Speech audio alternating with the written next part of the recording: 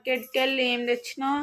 Hi friends, ఈరోజు మార్కెట్కి వచ్చి ఫస్ట్ అయితే 50 రూపాయలకు 4 స్వీట్ కార్న్ ఇచ్చినారు. అలాగే పావు వచ్చి 20 రూపాయలు, పచ్చిమిర్చి అలాగే 20 రూపాయలకు ముగ్గేయడానికి చాక్ పీసులు పట్టుకొచ్చిన.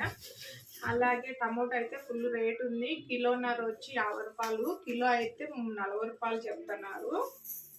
అలాగే మా ఆయన ఇవన్నీ తీసుకురమ్మన్నారు. కాలీఫ్లవర్ 20 రూపాయలు, ఆకుకూర తోటకూర వచ్చి 20, ఇది ముల్లంగి వచ్చి 10 రూపాయలు,